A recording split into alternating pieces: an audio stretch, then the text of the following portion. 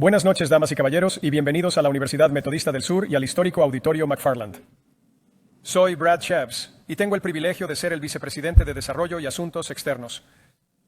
Es un verdadero placer darles la bienvenida en nombre de la universidad esta noche a la conferencia Jackson, que presentará al erudito del Nuevo Testamento, N.T. Wright. Es un honor para esta universidad unirse a su escuela más antigua para recibir al reverendo Wright en nuestro campus, y esperamos con ansias escuchar su ponencia.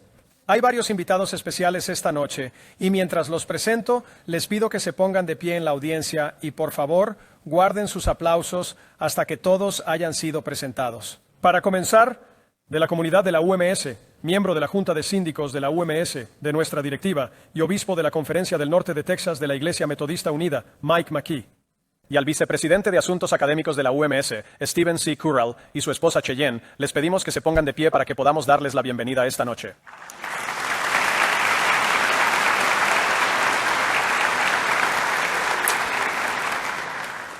Nos gustaría reconocer a los patrocinadores presentes que se unieron a Perkins para que la visita del reverendo Dr. Wright a la universidad fuera posible.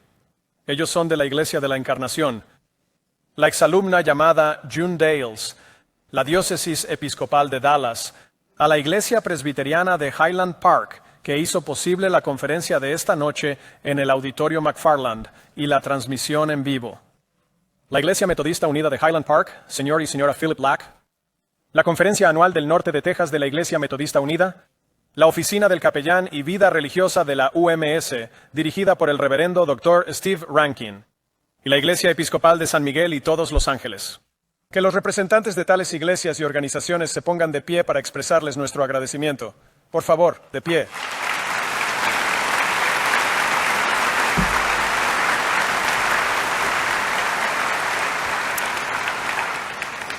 Les recuerdo a todos que deben apagar todos sus teléfonos móviles y que no deben grabar videos ni tomar fotografías de esta velada.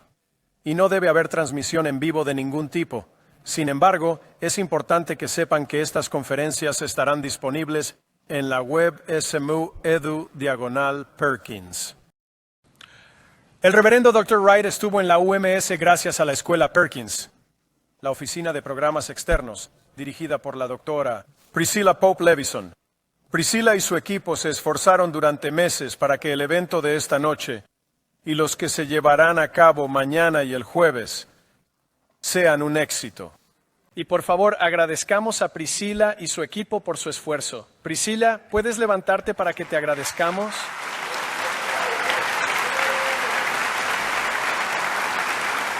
Mil gracias.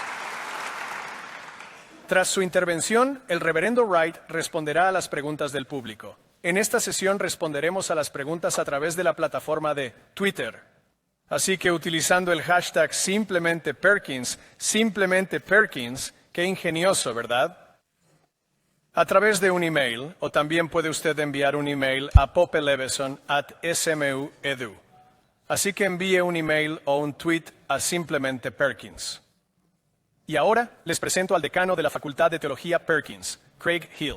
El decano Hill se incorporó a Perkins este verano después de haber sido director ejecutivo de los programas de doctorado en ministerio y máster en práctica cristiana en la Universidad Duke Divinity School. El propio decano Hill y Tom Wright, un erudito del Nuevo Testamento, se han visto en muchas ocasiones y ambos tienen un gran respeto por el trabajo del otro. Por favor, acompáñenme a dar la bienvenida a uno de los nuevos miembros de la UMS. Nuestro decano, Craig Hill.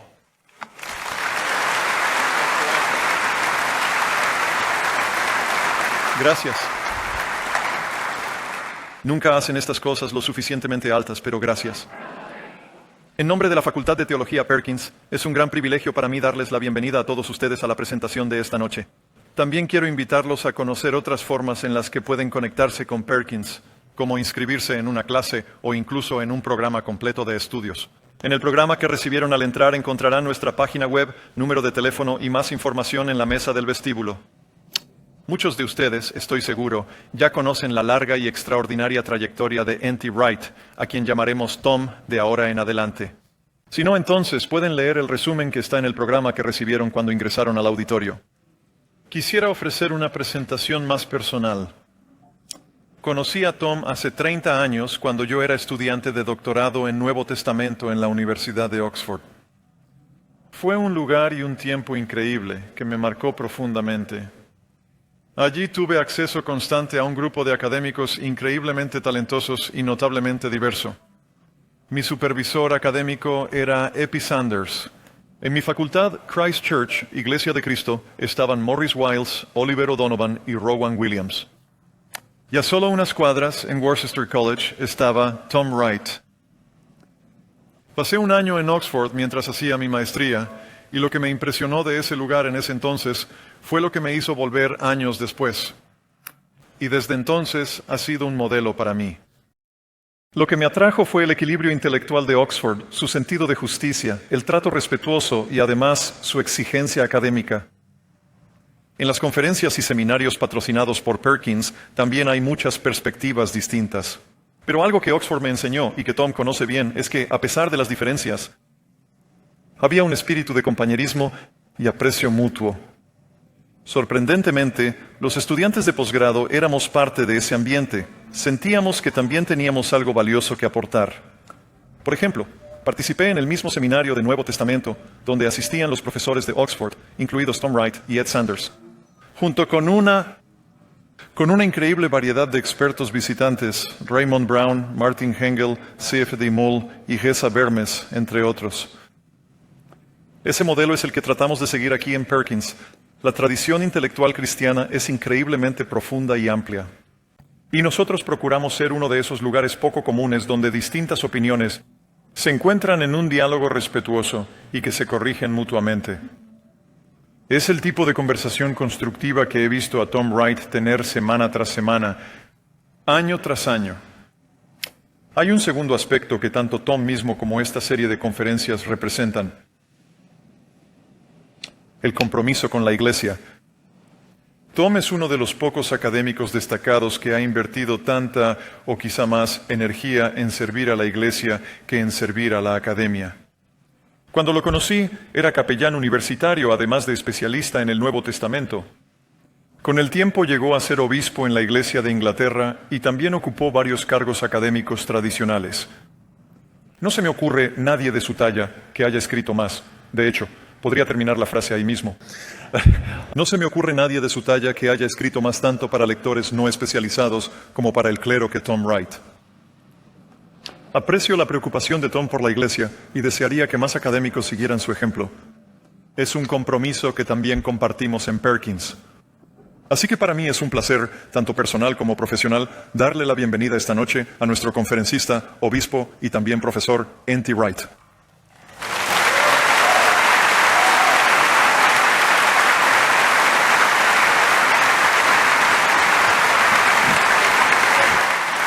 Gracias.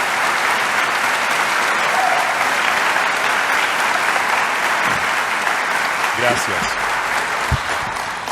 Muchas gracias por su cálida bienvenida. Gracias, Craig, por tus amables palabras. Y me sumo a los agradecimientos ya mencionados a Priscilla Pope Levison, quien ha trabajado incansablemente para organizar todo este evento.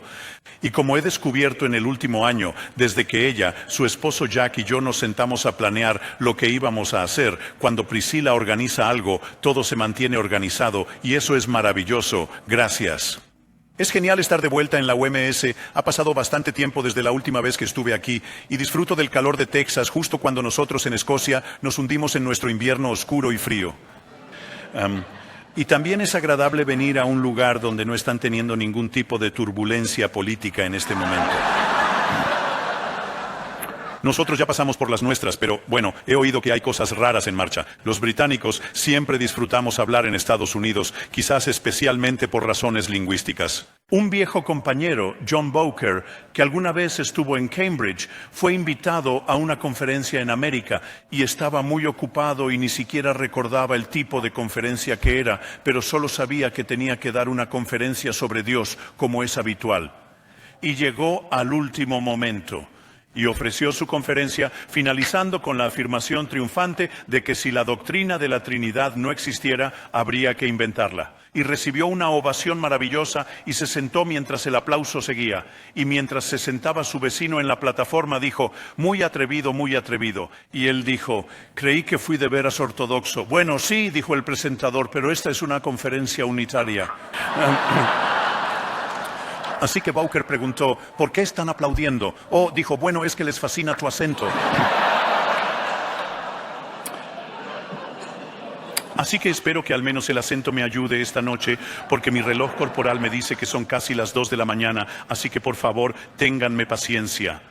Pero aunque espero que lo que voy a decir sea básicamente ortodoxo, el punto principal, como en mi título, el Jesús que nunca conocimos, es que nosotros, y con nosotros me refiero a todos nosotros, eruditos y no eruditos, cristianos y no cristianos, todos nosotros en el mundo occidental de hoy, cuando pensamos en Jesús, la realidad es tan intensa y desafiante que fácilmente la reducimos a algo que podamos encajar en la forma en que nuestras mentes ya funcionan. Transformamos a Jesús, si bien no a nuestra propia imagen, aunque a veces eso también ocurre, pero sí en algo o alguien con quien podamos lidiar un poco más fácilmente. Como saben, uno de los grandes acontecimientos de esta última semana, un triste acontecimiento, es que acaba de morir el gran cantautor Leonard Cohen. Yo recuerdo de los años 60 la imagen de Jesús en su canción, Suzanne. Y Jesús fue un marinero cuando caminó sobre las aguas y pasó mucho tiempo mirando desde su solitaria torre de madera. Y cuando supo con certeza que solo los hombres que se ahogaban podían verlo, dijo, todos los hombres serán marineros entonces hasta que el mar los libere. Pero él mismo estaba roto, mucho antes de que el cielo se abriera. Abandonado, casi humano, se hundió bajo tu sabiduría como una piedra. Y con él viajar quisieras, y con él quieres irte a ciegas, y crees que tal vez puedas confiar en él, porque has tocado su cuerpo perfecto con tu mente. Ojalá tuviera la voz medio tono más grave para poder cantarla como lo hacía Cohen. Yo era un adolescente en los 60 y todavía recuerdo el impacto casi eléctrico de esas palabras. Nadie había hecho algo así antes. Cohen nos invitaba, como hacen los poetas, a mirar la realidad, incluso a Jesús, desde ángulos nuevos e incómodos. Se hundió bajo tu sabiduría como una piedra. Generaciones han amontonado palabras sobre Jesús y el verdadero Jesús ha quedado en gran parte oculto bajo ellas, en lugar de ser iluminado. Y la forma en que Cohen le da la vuelta a la historia de Jesús caminando sobre las aguas pone en evidencia tanto las imágenes relajadas de Jesús que circulan hoy, así como las interpretaciones académicas. Y cuando supo con certeza que solo los hombres que se ahogaban podían verlo.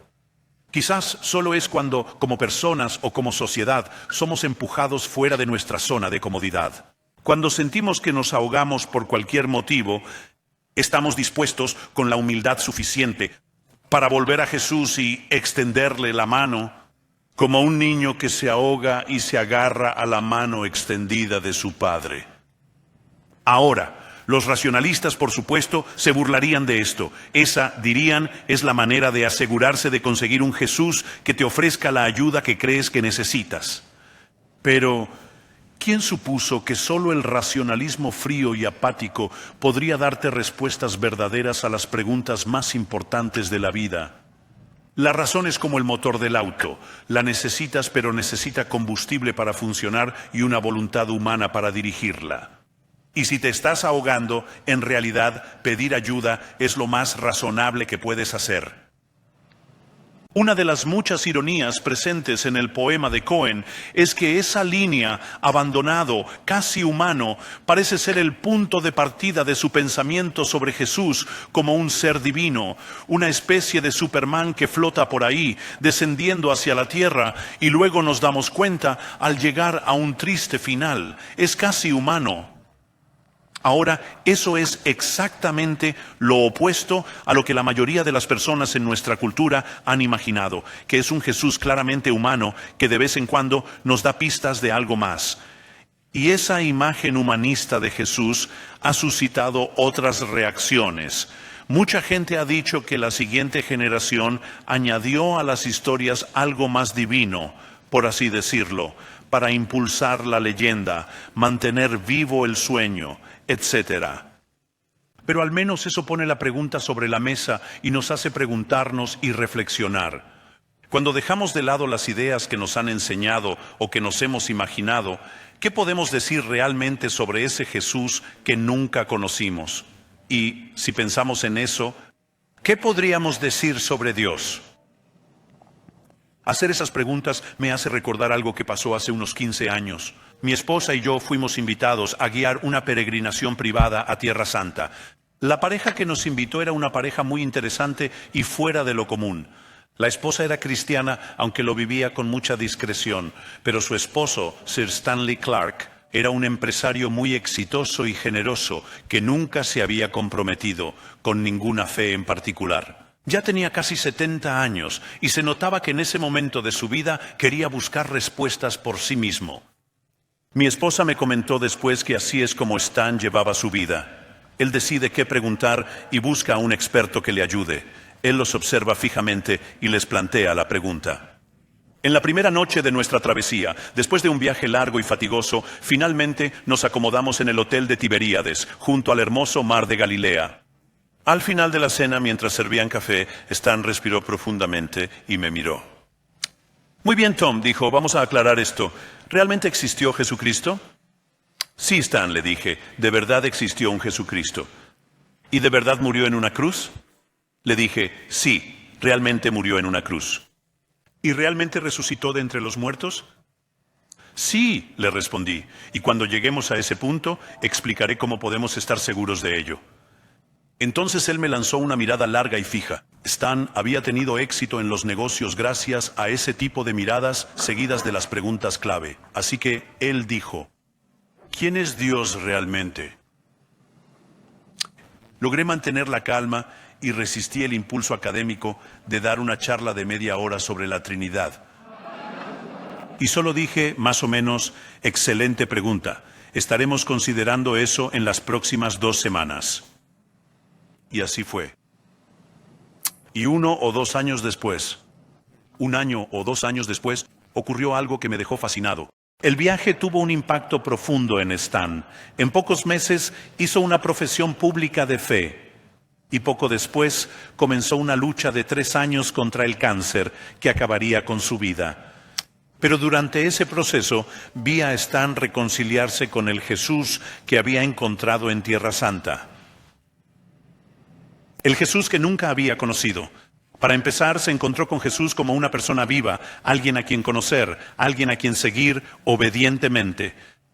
Pero al principio, cada vez que hablábamos, como es natural, sobre Jesús y del reino de Dios, y de las implicaciones del reino de Dios para el mundo actual, Stan siempre se contenía. Un Jesús espiritual estaba bien, eso cumplía con sus necesidades, pero un Jesús social y político, no, eso no era aceptable. Stan era de la derecha en la política británica, que como ustedes saben, es probablemente de centro izquierda en la suya, pero eso es otra historia. Y en Gran Bretaña a la derecha no le gusta que los cristianos hablen de temas políticos en caso de que altere el status quo de los negocios y las finanzas, ya se imaginarán. Y por eso Stan no deseaba que yo hablara sobre el reino, aunque en su último año, sin que yo hiciera nada, él cambió. Y la última vez que nos volvimos a encontrar, estaba hablando y orando con él y su esposa cuando sabían que no les quedaba mucho tiempo. Pero él quería decirme algo en particular. Tom, me dijo, debes seguir hablando a la gente de lo que Jesús quiere en el mundo, de la justicia y la paz y ayudar a los pobres. Es vital que la gente lo escuche. Podrías haber pensado que un hombre ante la muerte pensaría en la vida después de la muerte, y así fue. Pero lo que había aprendido sobre Jesús en los 3 años como discípulo explícito y abierto, le permitió tener una visión más amplia, una visión del Jesús que había puesto en marcha el reino de Dios en la tierra como en el cielo. El Jesús que nunca conocimos. El Jesús que la cultura occidental ha hecho todo lo posible por ignorar u olvidar. El Jesús que sigue estando en la encrucijada de la historia y nos atrae. La cultura occidental moderna, por supuesto, ha estado obsesionada con Jesús, a veces casi de forma enfermiza. Una forma segura de salir en la portada de la revista Time ha sido escribir algo nuevo y provocador sobre él. Hace unos 20 años, esto se volvió muy popular con un grupo que se hacía llamar el Seminario de Jesús, que causó revuelo en Estados Unidos, aunque no tanto en otras partes, al afirmar que, según sus estudios históricos científicos, Jesús no hizo ni dijo la mayoría de cosas que la Biblia le atribuye. Decían que no afirmó ser el Hijo de Dios, que nunca pensó morir por los pecados del mundo y que definitivamente no resucitó. Algunos escritores más radicales fueron aún más lejos y dijeron que Jesús de Nazaret en realidad nunca existió, que todo fue inventado 1 o 2 generaciones después por un grupo religioso que solo buscaba darle sentido a su movimiento. Y frente a eso hay muchas imágenes en la cultura popular, tanto en la suya como en la mía, donde Jesús aparece como una especie de Superman, que baja con poderes sobrenaturales para hacer cosas sorprendentes llamadas milagros, vencer al mal y luego regresar al cielo llevándose a la gente con él, o prometiendo hacerlo si dicen una oración sencilla y tratan de portarse bien. Yo creo que Leonard Cohen habría sabido cómo deshacerse rápidamente de ambos extremos, y tendría razón. Aunque su forma de abordarlo, si es que se puede llamar así, ya que era un poema y no un tratado religioso, no es más que una pista lejana hacia una realidad más grande y más extraña que nuestra cultura. Una verdad que tanto nuestra cultura cristiana como la atea han hecho todo lo posible por ignorar. Porque nos guste o no, Jesús no se ajusta a nuestra cultura. No hay un molde en el que se le pueda encasillar con facilidad. De hecho, la idea de meter a Jesús en un molde ya es ridícula. Lo intentaron y no funcionó. Aunque tenemos categorías como gurú religioso o héroe espiritual o revolucionario social. Y si somos cristianos, probablemente tengamos categorías como divinidad y humanidad, que pensamos que entendemos. Y creemos que son absolutos, que pueden ser aplicados o no a Jesús. Y nos contamos relatos de nuestra cultura sobre el pecado y la salvación, sobre el pecado y la santidad, sobre el pecado, la culpa y el infierno. El pecado tiende a entrar en la mayoría de ellas por varias razones. Y suponemos que sea como sea que contemos esas tristes historias, Jesús, quien quiera que sea, encajará en esas historias y proporcionará la solución. Y el Jesús que nunca conocimos espera pacientemente, dispuesto a contarnos, como tantas veces hizo, una historia que no es exactamente la que esperábamos o queríamos. Una historia para abrir nuestras inquietudes y abordar todo desde un ángulo diferente. Érase una vez un hombre que tenía 2 hijos, o un campesino que sembraba, o una mujer que perdió una moneda, o lo que fuera. Afortunadamente esto puede y sigue sucediendo. Jesús tiene un talento especial de venir y contar historias que no eran lo que queríamos o pensábamos, y cuando eso pasa, transforma vidas. Pero ¿cómo sucede y cómo puede pasarme a mí, a ti, a nosotros, a nuestra cultura y a nuestro mundo? Hay 2 formas principales en las que llegamos a conocer y a saber sobre Jesús. Y parte del problema en la Iglesia y la cultura occidental es que hemos mantenido esas 2 formas completamente separadas, como si no tuvieran nada que ver entre sí. Esa es una de las razones por las que el verdadero Jesús a menudo se nos escapa, se desliza entre los huecos de nuestro torpe intento por entenderlo. A estas 2 maneras de escuchar al verdadero Jesús les hemos puesto nombres que suenan engañosamente simples: historia y fe. Nuevamente, como si todos supiéramos con claridad qué significan esas 2 palabras. Y en nuestra cultura tendemos a pensar que historia y fe son como el agua y el aceite, no se mezclan, y si lo intentas, todo se vuelve un caos. Ese error, porque sí, es un error, también forma parte de nuestra cultura moderna en Occidente. Es algo muy nuestro. Se lo debemos en gran parte al siglo XVIII y al mismo tipo de pensamiento que llevó a Thomas Jefferson y a otros a mantener bien separadas cosas como la Iglesia y el Estado, o si quieres, la fe y la historia. Y entiendo las ventajas de esa separación, créeme, he vivido toda mi vida con los enredos del sistema británico, donde la iglesia está establecida oficialmente, aunque nadie entiende del todo qué significa eso. Es lo típico de los compromisos británicos confusos. He vivido con eso toda mi vida. Pero al mismo tiempo, esa forma de pensar llevó también a que muchos escépticos atacaran la fe cristiana desde sus raíces. Dijeron: vamos a estudiar la historia del primer siglo y probaremos que Jesús no fue más que un revolucionario judío fracasado. O tal vez solo fue un guía espiritual que enseñaba ideas bonitas que, según algunos, sirven para cualquier época. Y que al fin y al cabo ese cristianismo tradicional, controlador y rígido, en realidad nació de un error histórico.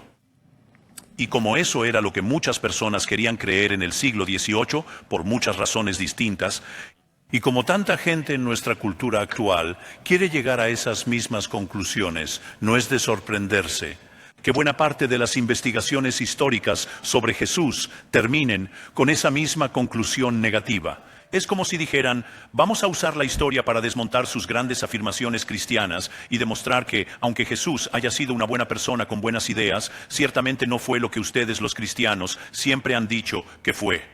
Así que la historia se va por un lado, mientras que la fe despega verticalmente por otro lado, completamente distinto. Y quienes han intentado defender la fe cristiana muchas veces han respondido cambiando el enfoque, evitando las preguntas difíciles sobre la historia, y más bien prefieren animar a la gente a centrarse en una fe que no depende de lo histórico, es decir, se centran en la adoración, la oración o la espiritualidad personal. Y quienes hemos vivido en medio de esos dos mundos, el de la historia y el de la fe, muchas veces hemos sentido esa tensión incómoda. Por un lado, los historiadores no creyentes nos acusan de meter la fe a escondidas en nuestro trabajo histórico. Y por otro lado, quienes defienden una fe más espiritual nos acusan de poner las verdades eternas bajo el juicio de la historia. Aún así, yo y otros también hemos seguido adelante con esta búsqueda doble a pesar de todas las críticas.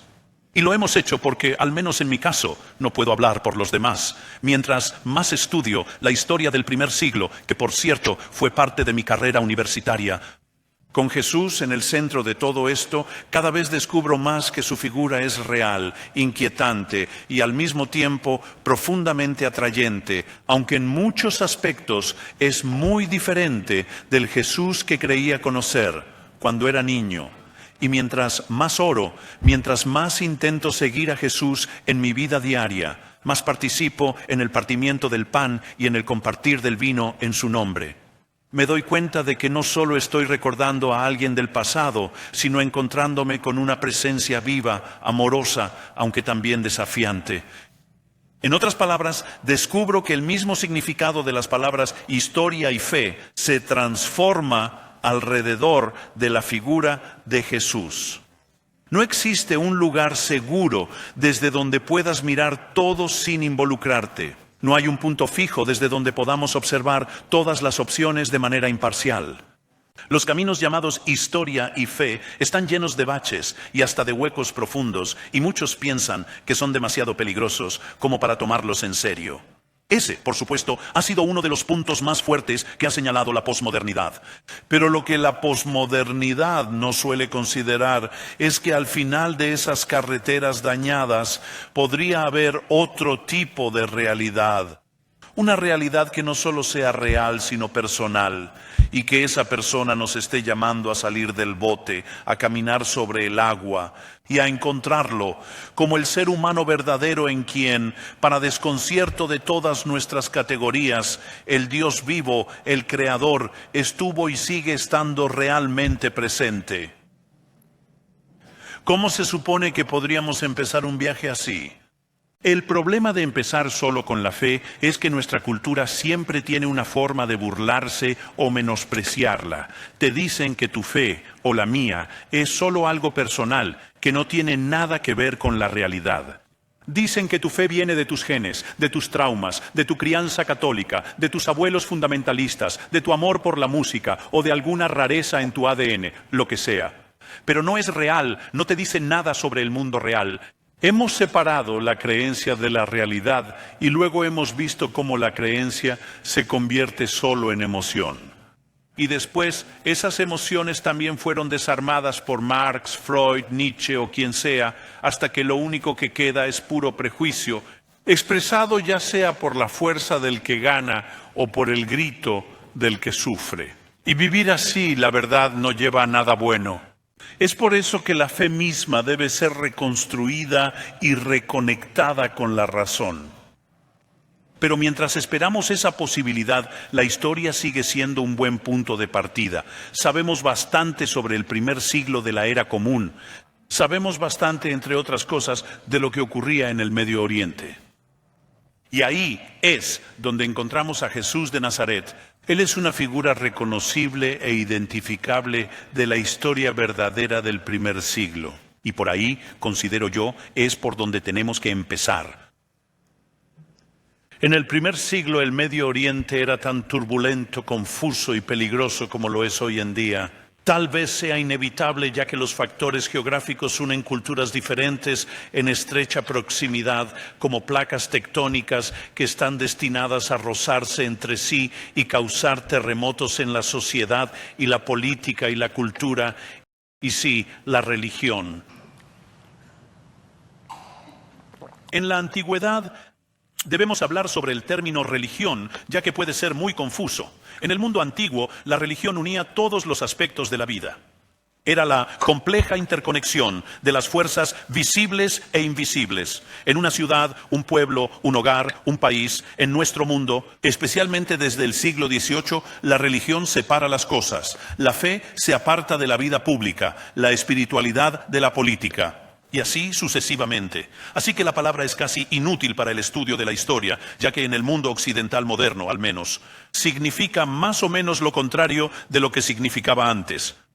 Los únicos en el siglo I que habrían entendido nuestra manera occidental de separar lo divino de lo humano habrían sido los filósofos conocidos como epicúreos. Y hoy, en la cultura occidental, hay una fuerte corriente epicúrea que manda a los dioses al piso de arriba, fuera de vista, mientras nosotros nos ocupamos de manejar el mundo a nuestra manera. ¿Les suena familiar? Fue su propio Thomas Jefferson quien dijo: soy un epicúreo. Vale la pena detenernos un momento y pensar en eso.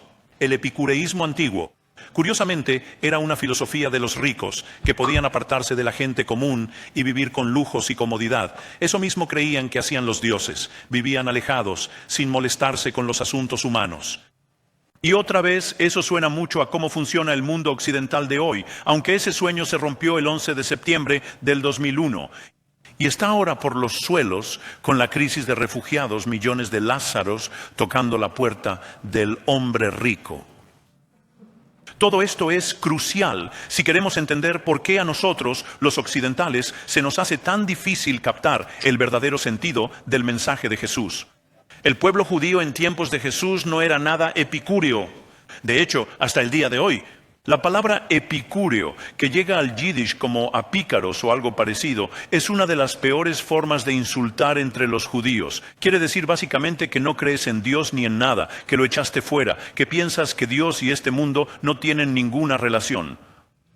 El pueblo judío de la época de Jesús tenía una visión muy diferente del mundo, y Jesús vivía dentro de esa visión judía del mundo y creía que estaba llegando a una nueva expresión, un nuevo significado, una nueva y creativa resolución en su propia obra.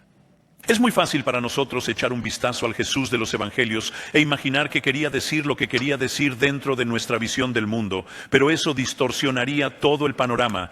Y aquí se encuentra el valor de la historia. En el conocido dicho, el pasado es un país extranjero. Allí hacen las cosas de manera diferente. La auténtica investigación histórica es un acto continuo de humildad intelectual que pone en suspenso nuestra propia manera de ver las cosas y permite que textos y artefactos de épocas y culturas muy diferentes produzcan su propio impacto y sugieran sus propias categorías. Y eso es lo que tenemos que hacer con Jesús.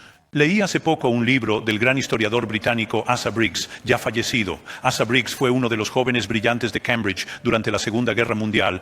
y fue reclutado para trabajar en Bletchley Park, donde se encargaban de descifrar los códigos que usaban los submarinos alemanes para comunicarse. Y ellos tenían acceso a estos códigos, trabajaban en descifrarlos, y él dijo que reclutaron historiadores para hacer esta tarea, porque los historiadores estaban entrenados para pensar dentro de las mentes de personas que pensaban de manera muy diferente a ellos. Por eso eran buenos entendiendo la forma de pensar de los comandantes alemanes de submarinos, por ejemplo. Eso es justamente lo que hacemos con la historia. Tratamos de entrar a otro mundo, no de forzar que ese mundo encaje en nuestros prejuicios o ideas actuales.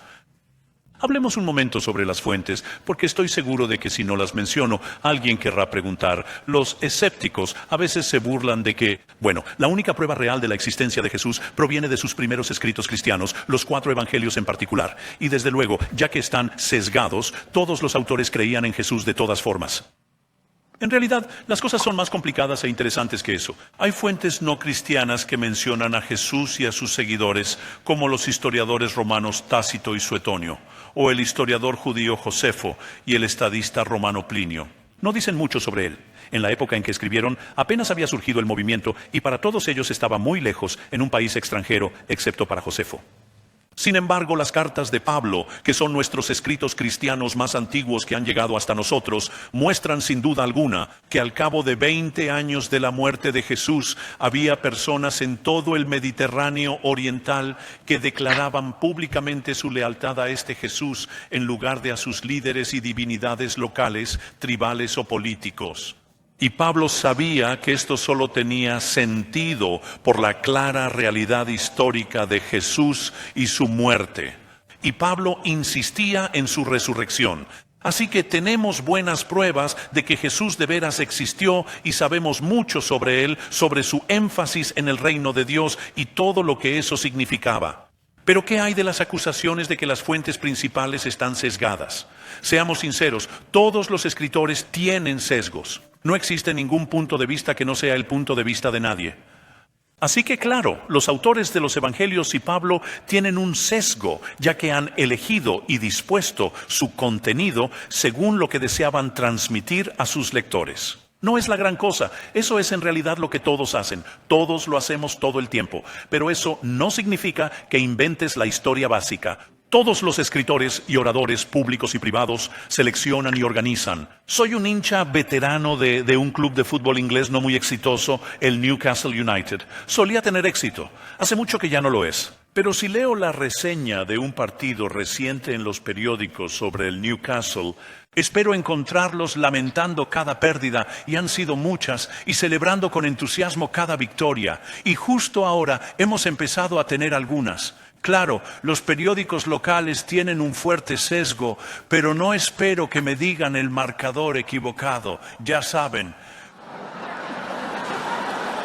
porque eso no tendría sentido. Y en cuanto a Mateo, Marcos, Lucas y Juan, ellos querían con todo su corazón contarle a la gente que Jesús de Nazaret fue y sigue siendo la presencia viva del Dios de Israel, que por fin vino a rescatar a Israel y al mundo. Están contando lo que realmente pasó, están hablando de hechos reales. Ellos no se inventaron estas cosas ni las sacaron de su imaginación. Los hechos reales les importaban precisamente porque ellos eran judíos. Y su mensaje trataba sobre cosas que suceden en el mundo real y que tienen un significado divino. El mensaje de que Dios se convierte en rey en la tierra como en el cielo solo tiene sentido si se refiere a eventos que de alguna manera realmente ocurrieron en la vida real. Desde luego, hubo otros escritores más adelante que contaron la historia de una manera muy diferente. Ha habido nuevamente una moda moderna, especialmente en Estados Unidos, que sugiere que libros como el llamado Evangelio de Tomás en realidad fueron escritos antes que Mateo, Marcos, Lucas y Juan, y que esos 4 evangelios que entraron en el Nuevo Testamento lo hicieron como parte de una jugada política siglos después, ya que ofrecían una versión más suavizada y socialmente aceptable del mensaje radical original de Jesús. Esto aparece en libros populares como el Código da Vinci y otros parecidos, pero también en algunos libros más académicos. Sin embargo, no tiene fundamento histórico y en realidad Es un ejemplo bastante claro de cómo una parte de la cultura occidental moderna proyecta sus propias ideas y deseos sobre lo que pasó en el siglo I. Los otros evangelios en su mayoría vienen de grupos que hoy llamamos gnósticos. Ellos ofrecían revelaciones secretas solo para unos pocos elegidos. Revelaciones que no trataban del reino de Dios viniendo a la tierra como en el cielo, sino de una espiritualidad individual en el presente y una idea de cielo como una forma de escape después de esta vida. Esta forma de ver la fe ha sido común en gran parte de la religión occidental durante los últimos 2 siglos, pero no tiene nada que ver con la realidad histórica del siglo I. De hecho, fueron los gnósticos quienes escaparon de la persecución.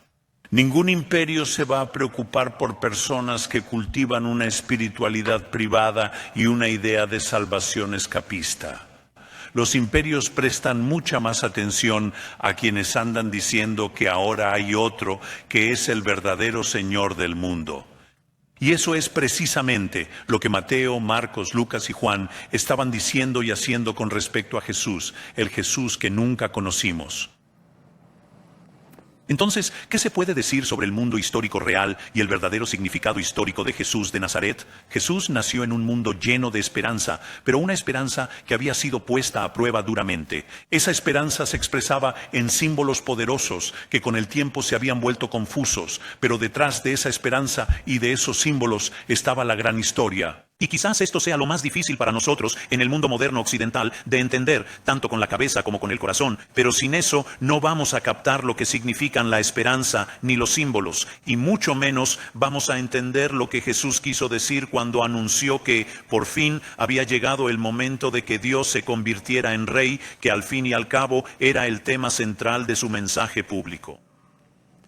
La historia se remonta muchísimos siglos antes de la época de Jesús. No importa cuánta historia conozcas sobre tu país o incluso sobre el mío, no será el mismo tipo de historia que la que Jesús y sus contemporáneos contaban, ni la que creían estar viviendo. Nosotros en Gran Bretaña contamos la historia de nuestra isla, y muchos de ustedes la han visitado, como una sucesión de reyes, reinas, batallas y revoluciones. Pero no contamos la historia de nuestro país como una historia que va hacia un rumbo claro y con una meta definida, sin importar si creemos que ya la alcanzamos o no.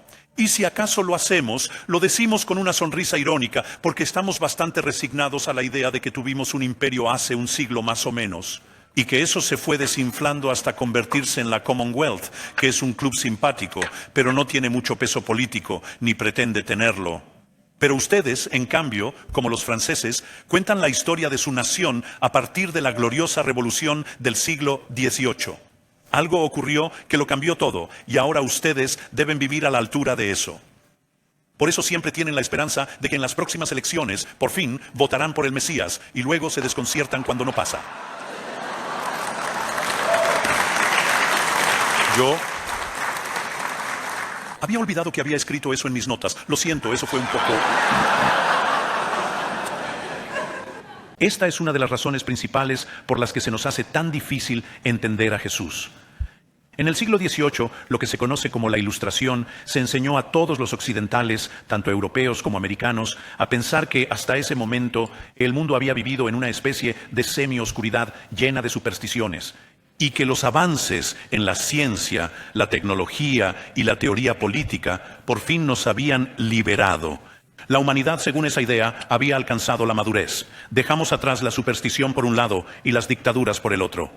Y nosotros, o al menos ustedes, abrazaron con entusiasmo un nuevo mundo brillante en el que, al estilo del epicureísmo, los dioses fueron enviados al piso de arriba y los seres humanos nos encargamos de lo que ocurre aquí abajo.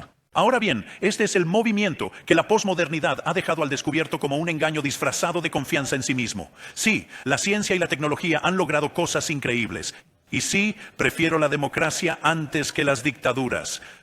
Pero esto no fue el punto culminante de la historia. En contraste, pensemos en la esperanza del pueblo judío en tiempos de Jesús. Si miramos los 5 siglos anteriores a Jesús, vemos una esperanza muy específica que recordaban constantemente en festivales y canciones. Recordaban sus orígenes antiguos, eran descendientes de Abraham, Isaac y Jacob. Se les había prometido una tierra como herencia. Habían sido rescatados de la esclavitud en Egipto. Contaban estas historias una y otra vez. Hasta los niños pequeños se las sabían de memoria. Dios les había dado la ley divina, la Torá, para guiarlos y protegerlos. Contaban una y otra vez las historias de David y Salomón, de la construcción del templo, de ese tiempo en que parecía que las promesas de Dios se habían cumplido para siempre. Pero todo se vino horriblemente abajo. Los reyes que vinieron después se corrompieron, algunos profetas dijeron mentiras, los sacerdotes cometieron abominaciones, la mayoría de las 12 tribus originales se perdieron. Y finalmente, Babilonia conquistó y derrotó al resto. Luego destruyó el primer templo y se llevó al pueblo al exilio. Y los profetas de esa época interpretaron esto como el resultado directo de la idolatría y el pecado de Israel. Israel fue expulsado de su tierra como Adán y Eva. Fueron echados del jardín del Edén y ese era el punto clave.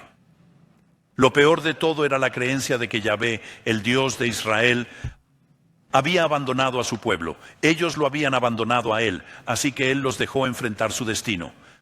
Así lo había estipulado el pacto original y así sucedió tal cual.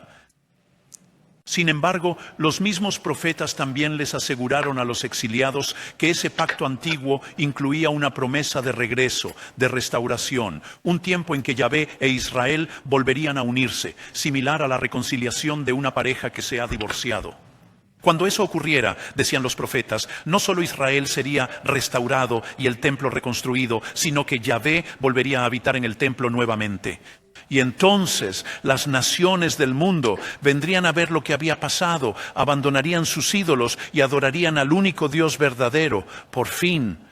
Y este sería el cumplimiento del plan original por el cual Dios había llamado a Abraham, Isaac y Jacob desde el principio. Esta era la intención del Creador para todo el cosmos.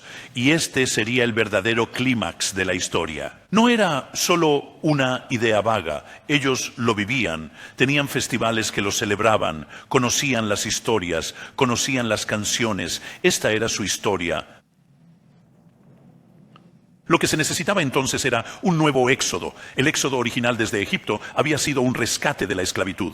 Pero este segundo éxodo, una liberación de este horrendo exilio, sería una liberación de una esclavitud más profunda, que era el castigo por la idolatría y el pecado. Así que sería tanto un rescate como un perdón. Cuando algunos de los judíos regresaron de Babilonia y reconstruyeron nuevamente el templo, algunos pensaron, llegó el momento, el nuevo día ha llegado. Pero fue un falso amanecer. Los judíos aún no eran libres, estaban gobernados por los persas, luego por los egipcios, después por los sirios, y finalmente, tras una breve e inestable independencia, por los romanos. Y a lo largo de todos estos eventos posteriores, siglo tras siglo, hay que imaginar, aunque es complicado para nosotros como occidentales modernos, a un pueblo viviendo con toda esta historia en su memoria colectiva como parte de su tradición popular bien conocida. En esos tiempos aparecieron muchos escritos judíos que seguían hablando de esta esperanza, la del verdadero regreso del exilio, el verdadero nuevo éxodo. Y sobre todo, la esperanza de que el Dios de Israel, Yahvé, regresaría tal como había prometido. El libro de Daniel, una de las profecías más populares en la época de Jesús, prometía que el exilio no duraría 70 años, sino 70 veces 7 años, 490 años, casi medio milenio. Un jubileo de jubileos. Y después de ese tiempo, el Dios de Israel volvería, rescataría a su pueblo por fin y establecería un nuevo reino. Ese es el lenguaje que adoptó Jesús. Un nuevo mundo a través del cual se cumplirían todas las antiguas promesas. Esa era la esperanza de los judíos en tiempos de Jesús. En tiempos de Jesús, el medio milenio profetizado ya estaba prácticamente cumplido.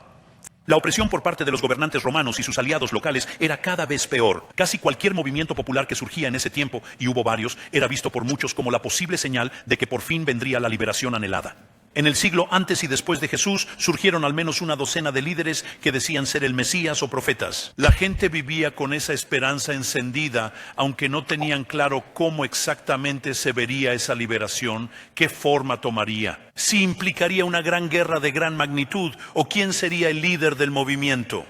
Y a eso me refiero cuando digo que la esperanza de Israel estaba profundamente conectada con una historia larga. Era una historia que Jesús y los que vivían en su tiempo sentían como propia, como algo que estaban viviendo en carne y hueso. No era solo una historia antigua allá atrás, de la que uno podía sacar lecciones bonitas, pero que no se entienden bien o no cambian nada. Era como los actos anteriores de una obra de teatro en la que, de pronto, te llamaban a salir al escenario para continuarla y llevar la historia hacia donde tenía que ir. Esa historia no era simplemente una parábola, aunque sí se podían contar parábolas inspiradas en ella, y Jesús lo hacía. Tampoco era solo una forma de ilustrar verdades espirituales, aunque estaba llena de significado profundo sobre Dios. La historia era la historia real de Dios y de Israel y del mundo, y cada generación en la época de Jesús esperaba de alguna manera ser la que aprovecharía el momento y llevaría la historia a su clímax triunfal. Entonces, cuando Jesús apareció diciendo, el tiempo se ha cumplido, el reino de Dios está cerca, eso era lo que la gente debía haber entendido. Esa sensación de una historia real, viva, de una historia con peso histórico y a la vez llena de significado teológico es esencial si queremos entender qué creía Jesús que estaba haciendo y cómo fue percibido su actuar. Jesús no vino simplemente a dar consejos espirituales, ni enseñanzas morales, ni a ofrecer un camino rápido al cielo. Él estaba anunciando que había llegado el tiempo en que la esperanza de Israel se cumpliría. Este era el tiempo en que Dios se convertiría en rey. Y aunque mucha gente en su tiempo anhelaba escuchar eso, no esperaban que el anuncio viniera de alguien como él. No creían que se vería o sonaría de esa manera. Vino a los suyos, y los suyos no lo recibieron. El Jesús que nunca conocimos es el Jesús que vino a cumplir esta antigua esperanza. Pero lo hizo de una manera que nadie había imaginado. Se necesita, como ya he dicho, un esfuerzo considerable de imaginación para mantener esta idea en tu mente y dejar de volver automáticamente a los modos de pensamiento habituales acerca de Jesús el gurú o de Jesús el que ofrece una vía rápida para salir de este mundo e ir al cielo. Y si esto es cierto respecto a la historia de Israel, también lo es para la otra parte de lo que quiero decir, el símbolo de la vida nacional de Israel, que era el templo de Jerusalén. Durante años, mientras crecía como joven cristiano, incluso cuando me estaba preparando para el ministerio, básicamente pensaba en el templo de Jerusalén como si fuera simplemente una gran catedral. Un enorme edificio religioso al que la gente iba para ceremonias especiales y para hacer eso de la adoración. Solo cuando viví en Jerusalén durante 3 meses, hospedándome en la catedral anglicana cerca de la ciudad antigua, donde día tras día recitábamos los salmos en nuestro culto, me di cuenta de lo que realmente significaba, porque está allí en los Salmos. En realidad, estás declarando que el Creador del universo ha elegido, por razones que solo Él conoce, establecer su residencia permanente en esa pequeña colina a la vuelta de la esquina. Eso es un símbolo encarnacional, justo ahí. Y generaciones de estudiosos bíblicos y otros lectores lo han pasado por alto. La acción de Jesús en el templo cuando entró y expulsó a los comerciantes y la forma en que explicó esa acción enfoca claramente la manera en que él estaba contando y viviendo la historia de Israel. Y también plantea la cuestión de cómo creía él que el reino de Dios iba a ser inaugurado en la tierra como en el cielo. Para entender esto, tenemos que volver una vez más a las Escrituras de Israel. De nuevo, vivimos en un mundo mayormente epicúreo, o al menos deísta. Dios y todo lo divino están allá arriba y nosotros vivimos aquí abajo, y si hay algún tipo de interacción entre ambos, parece algo extraño, misterioso e incluso sospechoso. Pero así no pensaban las personas en el siglo I, excepto un pequeño grupo de filósofos de élite. En las Escrituras, el Creador hizo el mundo como una creación unificada, aunque con 2 dimensiones. Cielo y tierra fueron hechos el uno para el otro. La historia de la creación en Génesis 1 está modelada según la construcción de un templo, un edificio donde cielo y tierra coexisten juntos.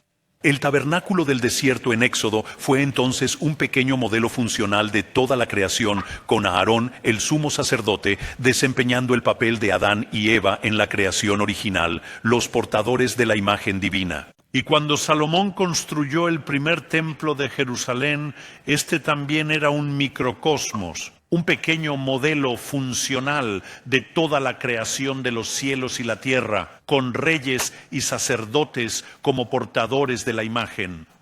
La mayoría de las personas nunca piensan en el templo de Israel de esa manera, y esa es una de las razones por las que no entendemos a Jesús. El templo de Jerusalén, como pueden ver, siempre fue una señal de la intención divina de renovar toda la creación. Estaba en el corazón de la vida nacional de Israel como un recordatorio de que Israel era el portador de esta promesa para todo el mundo. Pero recuerden lo que había sucedido antes. En tiempos de Jeremías, el símbolo se había invertido. El templo se veía como un amuleto de la suerte, como un talismán, una garantía automática de seguridad contra invasores extranjeros, aun cuando el pueblo de Israel no le prestaba la atención debida como debía haberlo hecho.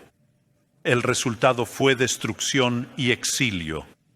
Y para Jesús también, los sumos sacerdotes que dirigían el sistema eran mundanos y adinerados. Y de igual manera, muchos aspirantes a revolucionarios empeñados en la violencia militar contra Roma consideraban el templo como su centro ideológico para esa violencia nacionalista. Y aunque el monte del templo todavía conservaba el sentido de promesa y presencia divina, como lo sigue haciendo hasta hoy el muro occidental en Jerusalén para millones de judíos, existía a la vez un sentimiento igualmente fuerte de que las grandes promesas aún no se habían cumplido. Los profetas seguían prometiendo que Yahvé volvería a su templo, pero todavía no lo había hecho. Isaías había dicho siglos antes que el Dios de Israel regresaría a plena vista y que todo el mundo lo vería. En ninguna parte de ese largo exilio alguien afirmó que eso ya había sucedido. Aquí es donde el Jesús que nunca conocimos entra de repente en foco, tan inesperado entonces como ahora. Estamos bastante acostumbrados a Jesús, el maestro ético, Jesús salvando almas para el cielo, Jesús quizás como un revolucionario social o, como dije desde el otro lado, Jesús como una figura de superhéroe, haciendo cosas imposibles para probar que es Dios. Lo siento, puede que no estemos de acuerdo con una o todas estas imágenes, pero al menos nos resultan familiares. Incluso la inquietante imagen de Leonard Cohen de Jesús, como el marinero que se ahoga, es una imagen poética que podemos comprender y con la que podemos conectar. Pero Jesús como la encarnación viviente del Dios de Israel que regresa y rescata, Jesús llevando a su clímax no solo la historia de Israel, sino la historia del mundo. Eso no es lo que solemos esperar, ni tampoco lo que los contemporáneos de Jesús esperaban. De hecho, esta falta de expectativa constituye, incidentalmente, una de las señales más claras de que esta historia no fue inventada por escritores ingeniosos una generación más tarde. Al contrario, los propios seguidores más cercanos de Jesús parecían necesitar tiempo para asimilarlo, para entender lo que estaba ocurriendo y lo que todo eso significaba. No tenían un molde ya preparado en el cual Jesús pudiera simplemente encajar. Más bien, Jesús rompió los moldes existentes y parecía insistir en que lo que Él estaba haciendo era el nuevo punto focal alrededor del cual las ideas anteriores tenían que reorganizarse. El reino de Dios, decía Jesús, es como esto y esto y esto. Y con cada esto señalaba algo extraordinario: la sanación de una mujer lisiada, la resurrección de una niña, la fiesta descarada con los marginados y la gente despreciada, la pesca sorprendente y abundante, todo acompañado de pequeñas historias brillantes que rompían los modelos establecidos de cómo se suponía que sería cuando Dios regresara como rey, creando en cambio un mundo nuevo e imaginativo al que sus oyentes estaban invitados a entrar si se atrevían. Sí, un mundo donde un padre avergonzado recibe de vuelta a su hijo descarriado, un mundo donde es el samaritano quien muestra cómo se ve el amor al prójimo. Un mundo donde las semillas de la cosecha final darán un fruto abundante, pero solo después de que 3/4 partes parezcan haber fracasado. Un mundo donde el agricultor vendrá a buscar fruto y no lo encontrará, donde el dueño de la viña enviará a su hijo a recoger el fruto y los arrendatarios lo matarán. Un mundo donde Dios llegará a ser rey, pero no de la manera que nadie había imaginado. Un mundo donde la plena revelación de la gloria divina no aparecerá en un resplandor de fuego y luz descendiendo sobre el templo existente, sino en una vida y una muerte de amor totalmente entregado, que para quienes tengan ojos para ver, reflejaría el mismo amor generoso con que fue creada la existencia. Una de las razones por las que tantos historiadores escépticos han dicho que los evangelios debieron ser inventados después es que esos escépticos, como muchos creyentes devotos, han pasado por alto el punto central.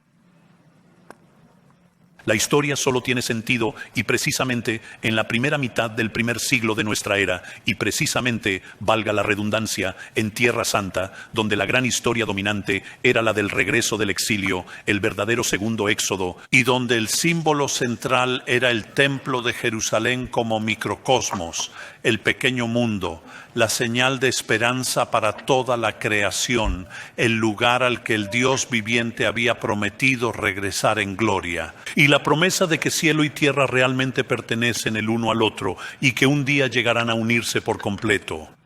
Así que cuando Jesús hacía cosas extraordinarias, sobre todo sanidades poderosas, no se trataba de milagros al estilo del siglo XVIII. Ese es el problema con la palabra milagros. Hemos heredado la idea de un Dios distante o ausente que de vez en cuando se asoma, hace algo extraño y luego desaparece otra vez. Si eso es lo que uno entiende por milagros, el Nuevo Testamento no lo respalda. Las obras de Jesús, sus grandes hechos, ocurrían en el punto de encuentro entre el cielo y cielo y tierra siempre estaban destinados a unirse. De eso trataba toda la teología del templo. Eran señales de que el cielo y la tierra se estaban uniendo, de que una nueva creación estaba siendo inaugurada. Y cuando Jesús llegó finalmente a Jerusalén en la Pascua, en el tiempo del Éxodo, y declaró con símbolos y palabras poderosas que en efecto Él estaba desplazando al templo, como diciendo que el sol ya estaba saliendo y que era hora de dejar atrás las velas temblorosas de los símbolos antiguos. Estaba anunciando que así era como el Dios viviente se estaba convirtiendo en rey en la tierra como en el cielo. Jesús no estaba denunciando la religión ordinaria ni diciéndonos que debíamos ir al cielo en su lugar. Tampoco estaba ofreciendo simplemente una espiritualidad privada o una ética personal, aunque la oración y una vida transformada seguían naturalmente a lo que realmente estaba haciendo. Jesús no fue reconocido por sus contemporáneos porque no encajaba en sus expectativas de lo que debía ser un Mesías o la venida del reino de Dios. Y hoy en el mundo occidental pasa lo mismo. Muchos lo reducen a un personaje pequeño e inofensivo porque creemos que la historia del mundo alcanzó su cima en el siglo XVIII y no en el primero.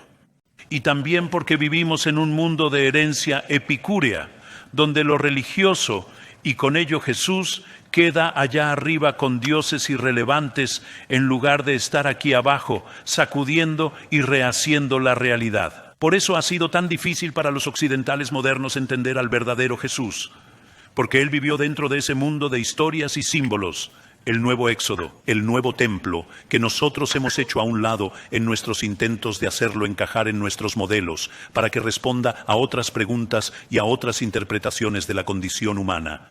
Pero una vez que entramos en la historia, entonces aparece con claridad ese Jesús que nunca conocimos. Y es precisamente ahí cuando la historia plantea la gran pregunta a la fe. La pregunta de la fe, ¿creerás ahora en este Dios? Y la pregunta a la fe, suponiendo que dices que ya crees en Dios, ¿permitirás que tu visión de Dios sea reordenada a partir de este punto? Esta siempre ha sido la pregunta de los evangelios, la misma que los primeros cristianos llevaron al mundo con su mensaje inesperado y muchas veces no bien recibido. Lo que ellos decían era, sea lo que sea que antes haya significado la palabra Dios, piensen ahora en ella redefinida alrededor de Jesús.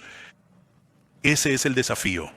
No se puede hacer al revés. No puedes decidir primero lo que quieres que signifique la palabra Dios y luego meter a Jesús a la fuerza dentro de esa idea.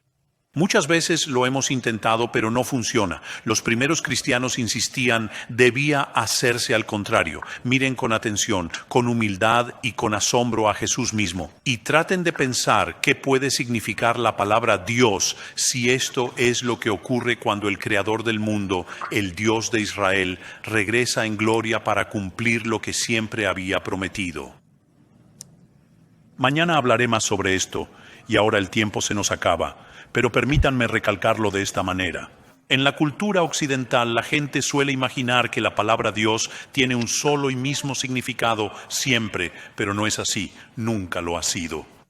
Hay distintas maneras de entenderla. Si preguntas a alguien en la calle aquí en Dallas o en Londres si creen en Dios, lo más probable es que piensen en ese Dios distante de la imaginación moderna occidental. El Dios de los deístas o el Dios epicúreo, lejano, frío, desconectado, sin cuidado por nosotros, aunque todavía un tanto amenazante. ¡Qué mala combinación! Como reacción, ahora igual que en la antigüedad, algunos coquetean con el panteísmo. Hay una fuerza divina en todo. Y todos somos parte de ella. Pero eso tampoco tiene mucho que ver con el mundo centrado en el templo y en la historia de Jesús. Muchos cristianos piensan en términos platónicos, un mundo deteriorado, inferior, desordenado, hecho de lo físico, los cuerpos, el sexo, la política y todas esas cosas desagradables de las que supuestamente vamos a escapar. Subiendo a un cielo distante y desconectado. No es de extrañar que en realidad nunca conociéramos a Jesús. Aunque en gracia y misericordia Jesús se da a conocer a pesar de nuestras ideas equivocadas y fantasías erradas. Pero cuando empiezas con la historia del tan esperado regreso del exilio, que también es el perdón de los pecados, cuando empiezas con la narrativa inconclusa de Yahvé y su trato con su pueblo, cuando guardas en tu mente la promesa de que cuando toda otra ayuda falle, entonces el Dios de Israel vendrá en persona a rescatar y liberar. Y cuando empiezas con el símbolo del templo, en el que el cielo y la tierra pertenecen juntos como señal de la creación y de la nueva creación, con un ser humano, un rey, un sacerdote, de pie allí para completar la imagen, entonces todo cobra sentido. Un sentido glorioso, un sentido que sacude al mundo, un sentido de cielo y tierra. Al ver a Jesús de Nazaret como el clímax de esta historia, el cumplimiento de este símbolo, la encarnación de este Dios. Y los 4 evangelios, que narran su historia rica y poderosa, están escritos como una invitación. Aquí dicen: esta es la historia del verdadero Dios del mundo. Tú no lo conocías, pero Él sí te conocía a ti. Tú no lo querías, siendo honestos, porque Él viene a herir tanto como a sanar, a advertir tanto como a acoger. Pero los 4 evangelios cuentan su historia e invitan a leerla y hacerla tuya, a leerla con oración, humildad y asombro, pidiendo que tu propia vida sea reorientada en torno a esta vida divina, esta vida humana. Jesús extiende su mano como a un niño que se ahoga. Y nosotros, que nos sentimos hundir bajo la sabiduría del mundo, descubriremos que en su quebranto Él tocará nuestro quebranto, que en su abandono nos encontrará en el nuestro. Sobre esto diré mucho más, si Dios quiere, mañana en la noche. Pero por ahora, aférrense a la historia y al símbolo y mírenlos a ambos alcanzando su cumplimiento en Jesús. Y pregúntense, si se atreven, ¿cómo se vería si el Jesús que nunca conocimos resultara ser el Jesús que nos conocía desde siempre? El Jesús que vino a inaugurar el gobierno salvador de Dios en la tierra como en el cielo. El Jesús que hoy nos ama y nos llama a seguirlo. Gracias.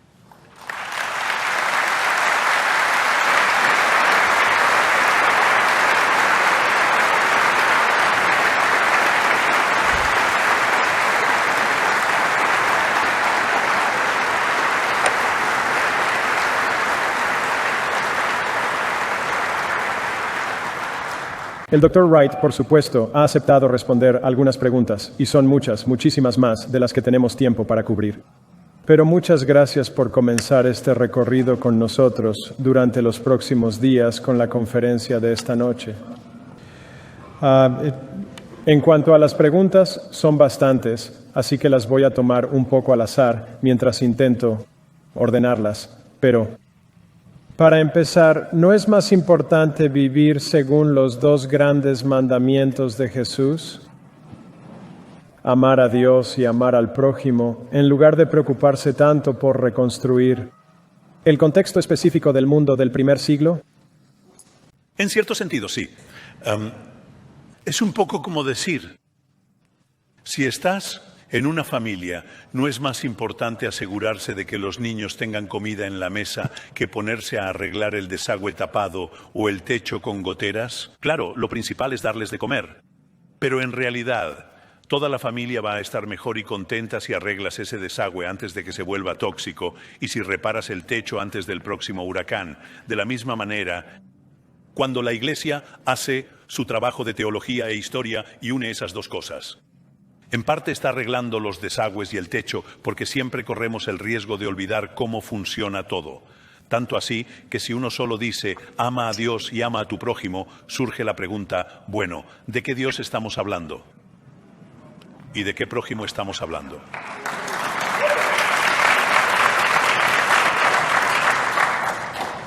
Hay varias preguntas en esta misma línea, así que puedes responder como prefieras.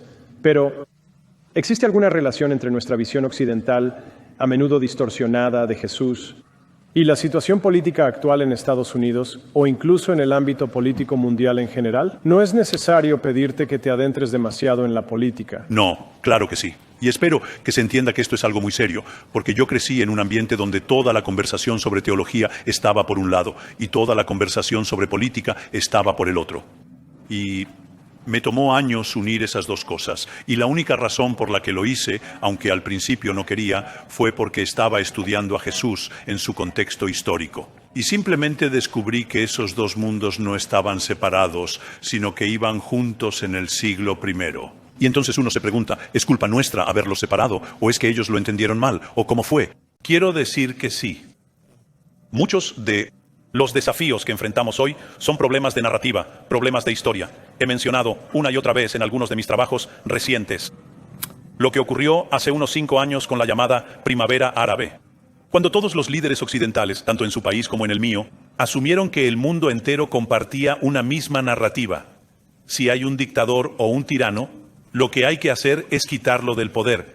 Y entonces, todos querrán convertirse en pueblos amables, modernos, liberales, occidentales y democráticos. Realmente lo creímos, actuamos en consecuencia y destinamos miles de millones de dólares y libras a perseguir ese objetivo. Y seguimos pensando de esa manera, a pesar de que los últimos 10 o 15 años nos han mostrado lo desastrosamente equivocados que estábamos. Por eso ahora no tenemos una narrativa que explique por qué hay refugiados llegando a nuestras costas, y mucho menos una narrativa que nos diga qué hacer con ellos.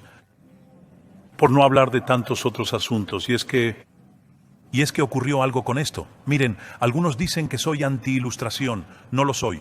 No quiero que me opere un dentista posmoderno, ni tampoco uno premoderno. Quiero la modernidad plena. Faltaba más, sobre todo en la tecnología médica. Pero pensar que porque hubo grandes avances científicos y tecnológicos, todo lo que dijo el siglo XVIII era correcto, es un error. Hace falta estudiar la historia, porque la separación entre la teología y el mundo real ha tenido enormes repercusiones en nuestra manera de organizar la sociedad, tanto a nivel global como nacional. Podría decir mucho más, pero en realidad escribí hace poco un pequeño libro titulado Dios en lo público. Es una colección de ensayos. Por alguna razón, mi editor en Estados Unidos no lo publicó, pero sí en el Reino Unido. Se puede conseguir en amazon.co.uk, aunque no en amazon.com.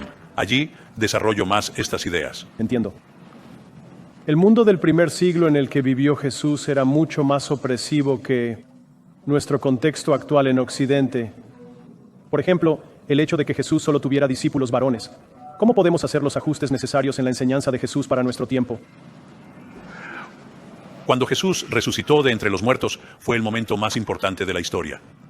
Y una de las cosas más importantes que cualquier ser humano ha sido llamado a hacer en la historia fue ser la primera persona enviada a anunciar a otros que Jesús había resucitado. Esa persona fue María Magdalena.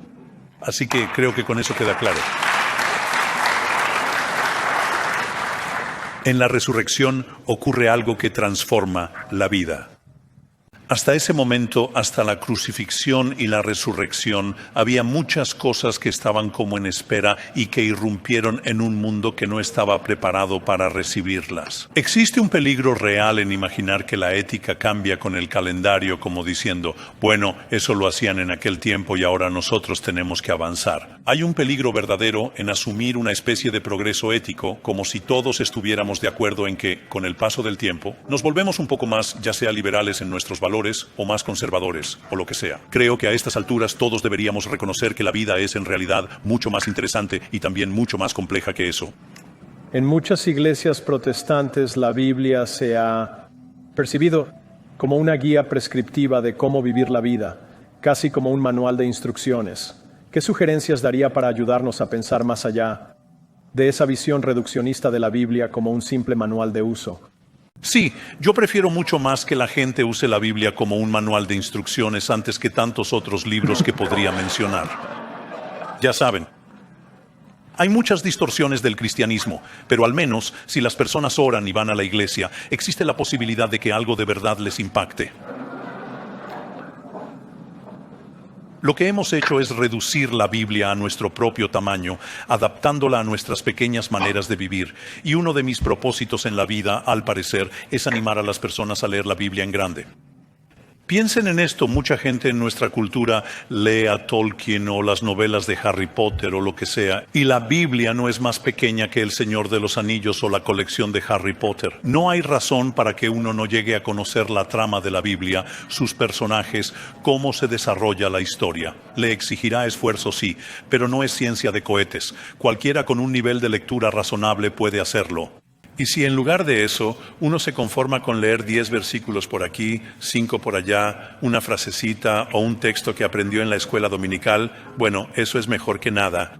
Mejor que muchas otras cosas sin valor que podría leer. Pero lo importante es captar la gran historia, porque cada pasaje significa lo que significa dentro de esa gran historia. ¿Qué áreas dentro de los estudios del Jesús histórico pueden explorar los futuros académicos y estudiantes, aparte de los actuales debates sobre la cristología alta temprana? Esa es una buena pregunta.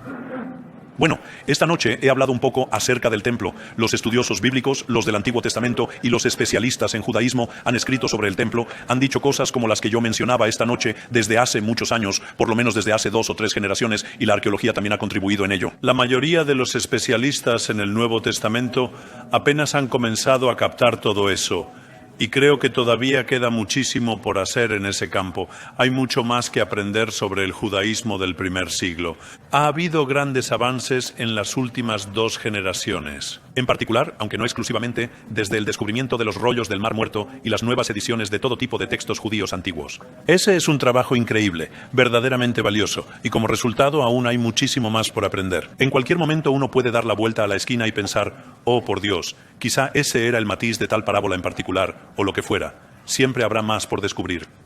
Pero creo que, en especial, al comprender la centralidad del templo y lo que realmente significaba el templo como microcosmos, como promesa de la nueva creación, apenas estamos comenzando a descifrar todo eso.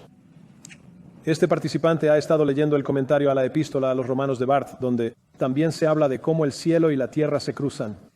Pero este participante dice que le cuesta entender bien esa idea. ¿Podrías dar un poco más de claridad sobre esta idea? ¿Cómo se cruzan el cielo y la tierra? Sí, una buena pregunta. Sí, lo es. Sí. Para mí son como las 3 de la mañana en mi reloj biológico.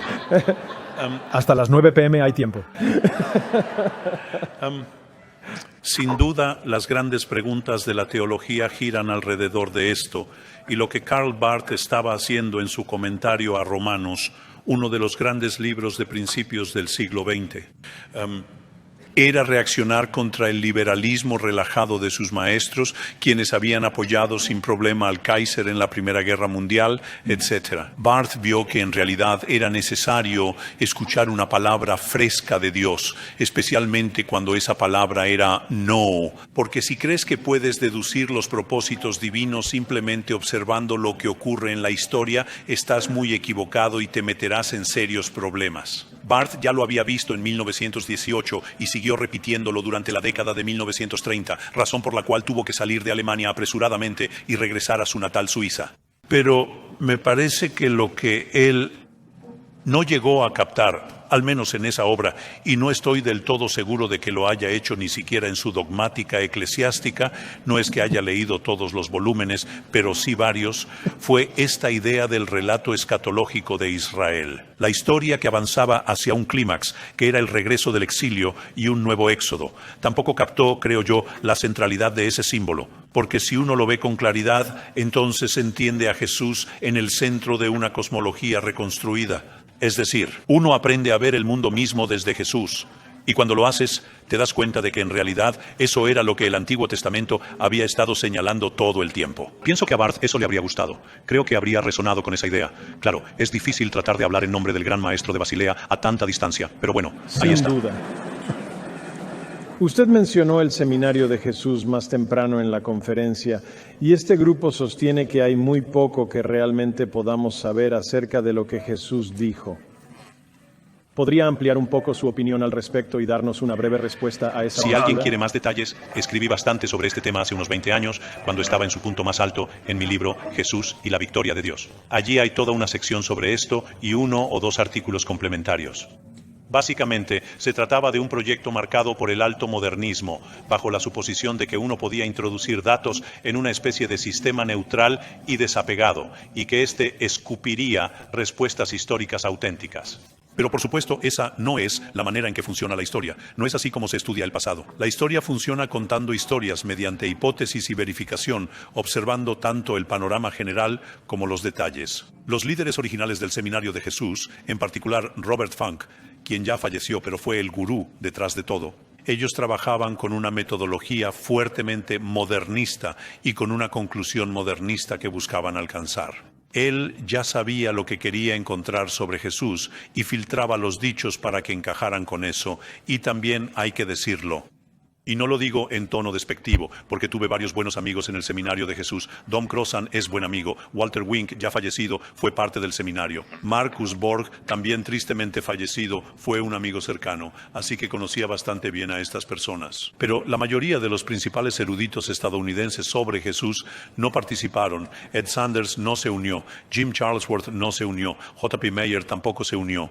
Ya saben, los verdaderos grandes nombres de la erudición bíblica norteamericana de todo el espectro, cristianos, ateos, agnósticos, judíos, etc., no se unieron a eso porque podían ver que en realidad era un proyecto bastante defectuoso, que creo que ya ha llegado a su fin. Voy a hacer una última pregunta. Invito a Priscilla Pope Levison a que se una a mí en el escenario, y ella cerrará la conferencia si todos permanecemos sentados.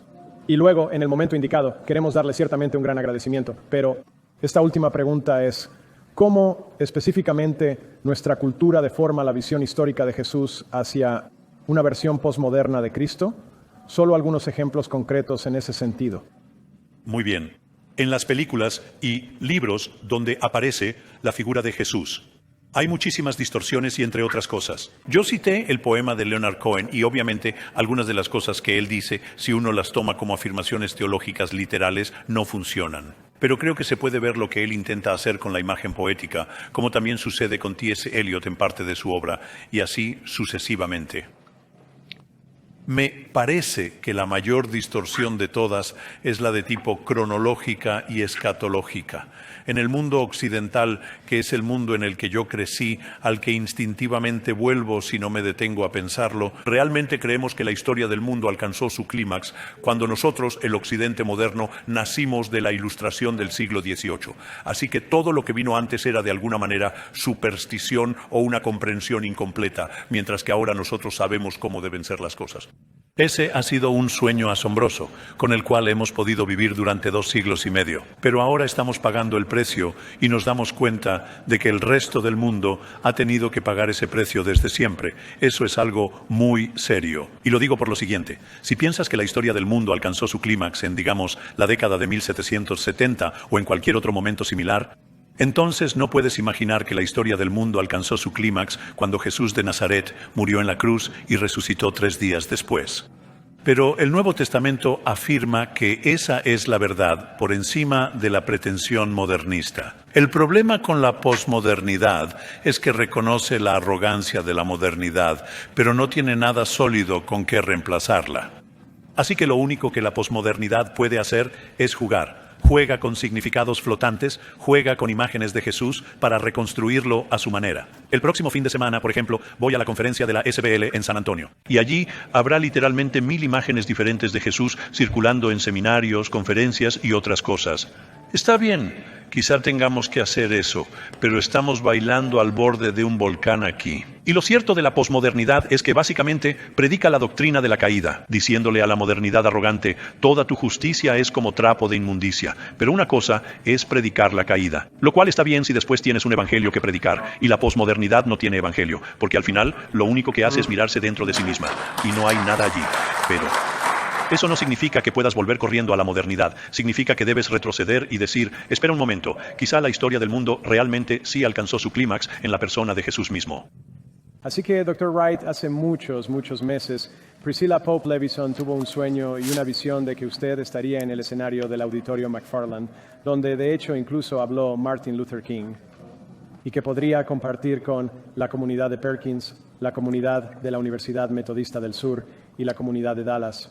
Lo que ha compartido esta noche y lo que compartirá en los próximos días. Así que sé que ella quiere unirse a mí y todos queremos unirnos para darle las gracias y será ella quien cierre nuestro tiempo. Pero antes, demos gracias al Dr. Wright.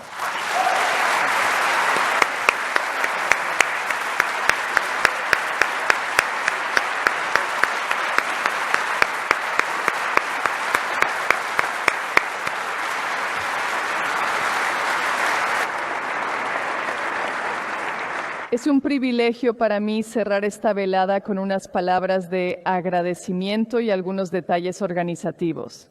Primero, mi gratitud a los patrocinadores mencionados en el programa, quienes, gracias a su generosidad, hicieron posibles estas 3 noches gratuitas y el estacionamiento, lo cual, como saben, en la UMS no es cosa menor.